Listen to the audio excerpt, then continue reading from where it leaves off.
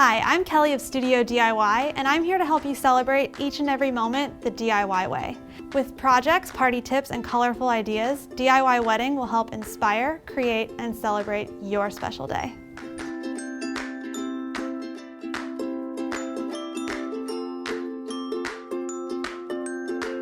Making your own table numbers is a great way to add character and charm to your reception tables. With these DIY number vases, you have an elegant and budget-friendly way to add a little sparkle to your centerpieces.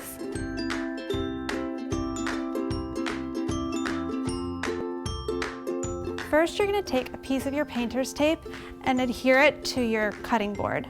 Then you're going to grab your number stencil or cutout. I just printed off a font that I liked and cut right around it. And you're going to lay it on top of your painter's tape and trace it on there to begin your stencil. And then you're going to take your X-Acto knife and very carefully cut around the lines. Just around the lines, you don't want to go towards the edges because this is going to be your stencil.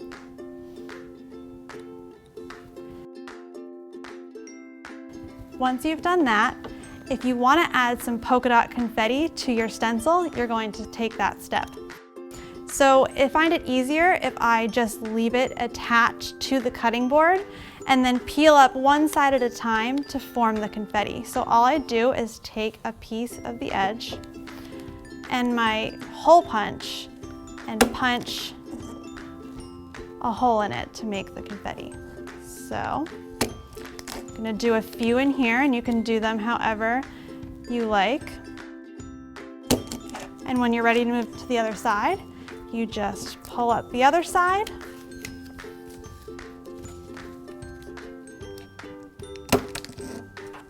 And punch your confetti there.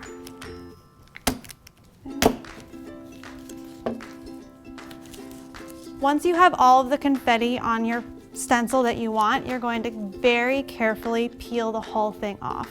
You're going to have to work from all four sides in order to avoid it ripping.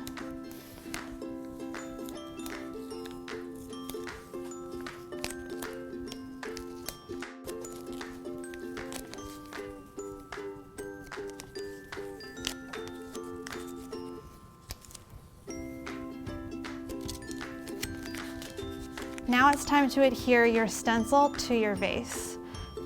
Grab your vase and lay it on its side and figure out where you want to position your stencil.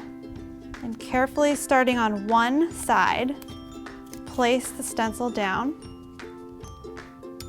and smooth it out as much as you can, making sure all of the edges are sealed so that the Mod Podge doesn't leak when we cover it with it.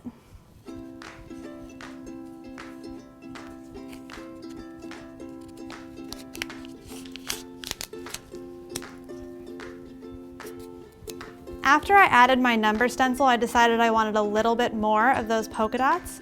So I simply took additional pieces of tape and just used my hole punch to make a few more. And I adhered them exactly the same way.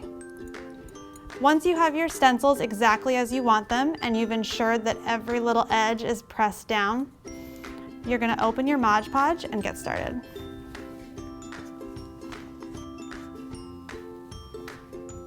You're going to spread a thin layer of Mod Podge across all of the openings in your stencil, so the numbers as well as all of the confetti.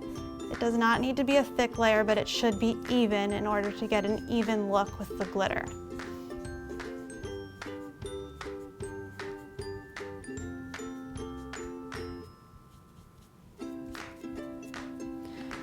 Once you've ensured that everything is coated in Mod Podge, it's time to start the glitter process. And as you probably remember from grade school, glitter can get really messy. So I recommend having a sheet of paper or something that you can fold up and funnel the excess glitter back into the container afterwards.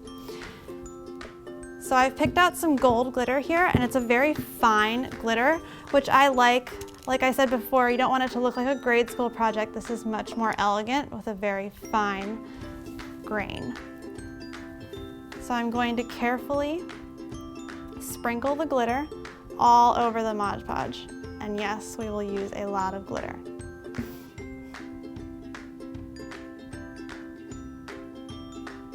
Make sure you cover all of those dots.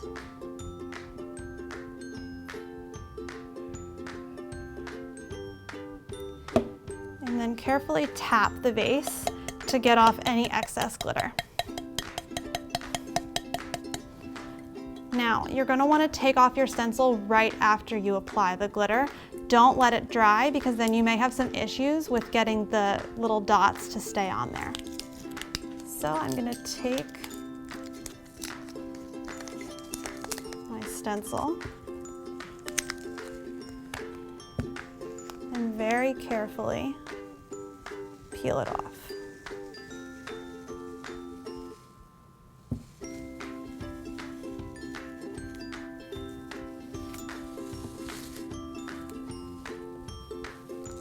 When you're peeling off your stencil with the number on it, you're going to want to do the same thing you did on the cutting board, which is peel it from all sides so it comes off nice and easily.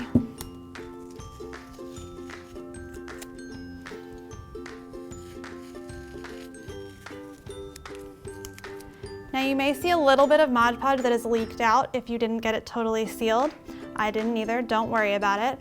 You can just take a slightly wet Q-tip and just run it right along those edges before it dries, and it'll come right off and it'll look totally perfect.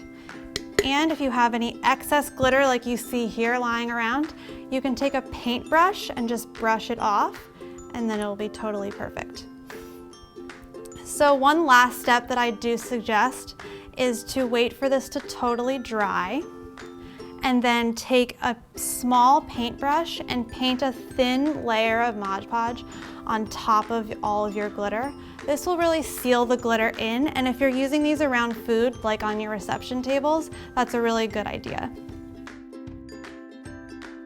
When you start to plan out your reception tables, you're going to notice that there's a lot that has to go on them.